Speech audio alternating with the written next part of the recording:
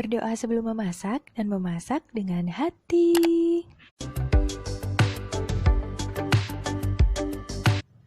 Jangan lupa subscribe ya sahabat. Assalamualaikum sahabat dapur semua, apa kabar? Semoga sahabat dan keluarga selalu dalam keadaan sehat dan sejahtera. Jumpa lagi di sini bersama dengan Wangi Pandan. Kesempatan kali ini Wangi Pandan akan membagikan resep nastar kurma atau mamul bil tamer. Mumpung sebentar lagi lebaran haji, jadi ada baiknya kita membuat kue nastar kurma ini. Bisa dijual juga loh sahabat.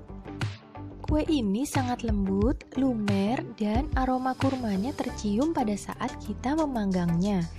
Wangi Pandan mendapatkan resep ini dari Mbak Kotimah, seorang TKW Indonesia yang bekerja di Taiwan. Terima kasih resepnya ya Mbak Kotimah. Semoga channelnya semakin berkembang. Sedangkan untuk membuat kue ini bahan-bahannya sangat sederhana.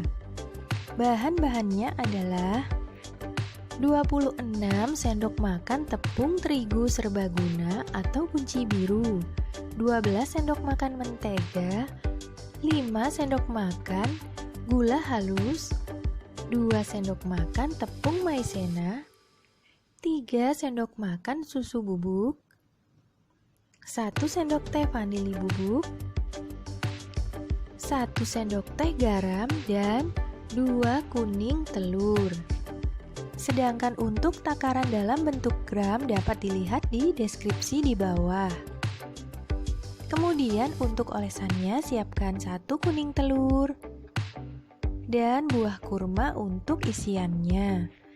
Untuk buah kurmanya ini Wangi Pandan menyediakan sebanyak 250 gram ya.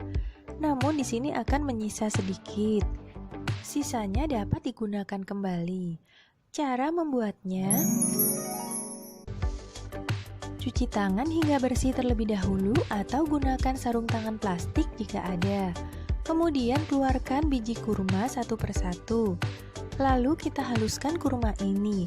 Jika sahabat tidak memiliki chopper, dapat diiris-iris kecil saja atau dicacah ya, dicacah halus. Di sini Wangi Pandan menggunakan chopper saja ya biar cepat. Haluskan kurma ini sampai berbentuk seperti selai.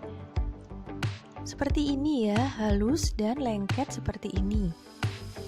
Kemudian bentuk kurma bulat-bulat. Jangan lupa siapkan sedikit air agar tidak lengket di tangan. Di sini Wangi Pandan menggunakan cetakan sendok takar untuk membuat ukurannya sama. Jika menggunakan sendok takar seperti ini, ukurannya akan sama ya. Namun bisa juga dicomot saja seperti ini dikira-kira. Dengan cara manual ya, sama saja. Setelah itu bentuk seluruh kurma ini menjadi bulatan-bulatan sama seperti pada saat kita membuat kue nastar yang isiannya dari selai nanas.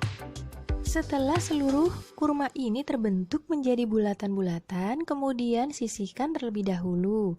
Lalu kita membuat kulitnya. Tuangkan mentega ke dalam sebuah wadah dan gula halus. Kemudian tambahkan 2 buah kuning telur. Lalu kita kocok, bisa menggunakan whisker seperti ini ya. Dan kocok adonan hingga berwarna putih atau pucat. Di sini Wangi Pandan menggunakan mixer saja ya agar lebih cepat.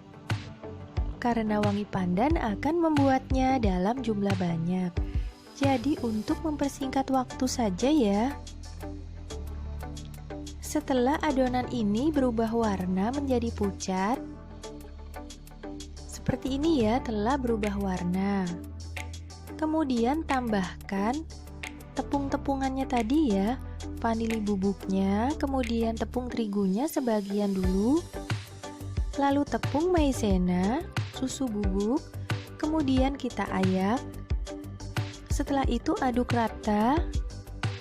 Lalu tambahkan sebagiannya lagi sampai adonan atau tepung-tepungannya ini habis. Jangan lupa tambahkan juga garamnya ya. Setelah adonan ini tercampur seperti ini, wangi pandan akan menguleni menggunakan tangan. Jangan lupa untuk mencuci tangan hingga bersih ya. Setelah itu pindahkan adonan ke dalam bidang datar dan mulai membentuk adonan ini. Wangi pandan akan membentuknya menjadi 4 macam bentuk. Bentuk yang pertama adalah seperti ini ya. Menggunakan cetakan pemeras jeruk. Pasti sahabat memilikinya kan di rumah cetakan seperti ini. Masukkan plastik terlebih dahulu, lalu masukkan ke dalam cetakannya dan tekan-tekan saja seperti ini, lalu ambil plastiknya dan jadi. Mudah sekali kan? Bentuk bulatan terlebih dahulu, kemudian masukkan ke dalam plastik, lalu masukkan ke dalam cetakan ini, tekan-tekan, lalu ambil plastiknya dan keluarkan seperti ini. Untuk bentuk yang kedua agak lebih rumit dikit ya. Bulatkan adonan, lalu gunakan pisau untuk menyayat, dibagi menjadi 8 seperti ini.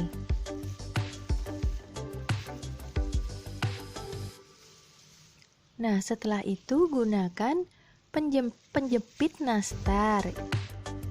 Penjepit nastar ini harganya hanya Rp3.000 saja loh di pasar tradisional. Tekan terlebih dahulu adonan ini, kemudian jepit bagian sampingnya satu persatu.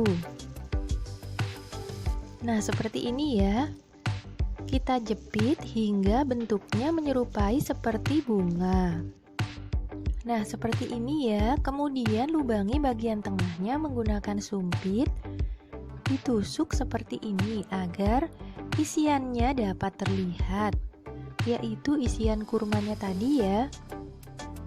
Selanjutnya untuk bentuk yang ketiga, wangi pandan menggunakan cetakan kerang seperti ini. Ini gampang banget ya sahabat, tinggal dimasukkan saja kemudian ditekan. Lalu cetakannya ditekan seperti ini dan diambil.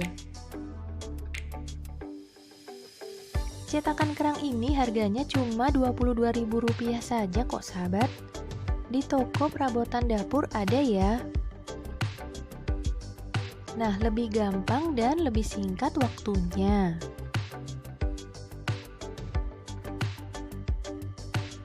Kemudian yang selanjutnya adalah bentuk bulat seperti bola seperti ini ya, banyak sekali dijumpai di pasaran. Yang berbentuk bola ini lebih singkat waktunya. Kemudian yang terakhir adalah berbentuk nanas seperti ini. Tinggal dicapit-capitkan saja menyilang seperti ini ya. Mudah sekali ini. Nah, terserah dengan sahabat bentuk mana yang akan sahabat gunakan. Di sini Wangi Pandan akan memberikan tutorial memanggang nastar menggunakan teflon untuk membantu sahabat yang tidak memiliki oven. Namun jika sahabat memiliki oven, dapat digunakan ovennya ya. Campurkan sedikit madu ke dalam kuning telur untuk memberikan warna yang agak kecoklatan pada saat dipanggang ya. Kemudian kocok hingga tercampur rata dan olesi permukaan seluruh nastar ini hingga merata. Sampai benar-benar merata ya sahabat. Kemudian siapkan saringan seperti ini untuk meletakkan nastar di atasnya. Jangan lupa diolesi menggunakan mentega dan beri jarak pada saat menempatkan nastar ini. Setelah itu panaskan teflon selama 1 menit, lalu masukkan saringannya ke dalamnya. Kemudian tutup dan panggang selama kurang lebih 35 menit sampai 45 menit menggunakan api kecil. Jadi apinya harus kecil ya. Setelah beberapa saat akan timbul titik-titik uap di tutupnya seperti ini ya. Kemudian setelah 45 menit siap untuk dikeluarkan atau ditiriskan. Nah, seperti ini hasilnya. Lanjutkan hingga seluruh nastar ini selesai kita panggang sampai habis. Nah, jangan lupa untuk didinginkan terlebih dahulu sebelum dimasukkan ke dalam toplesnya. Nah, sahabat, satu toples nastar ini jika berukuran seperti ini harganya Rp60.000–80.000 di Jakarta. Jika menggunakan kertas seperti ini, maka nastarnya jumlahnya semakin sedikit ya. Namun jika tanpa kertas, nastarnya akan semakin banyak di dalamnya. Sesuaikan saja dengan selera sahabat. Sedangkan satu toples ini modalnya hanya 20 ribuan saja. Nastar ini tuh sangat lembut dan lumer banget ya sahabat. Terima kasih telah menyaksikan video ini. Semoga video ini bermanfaat. Dan sampai jumpa.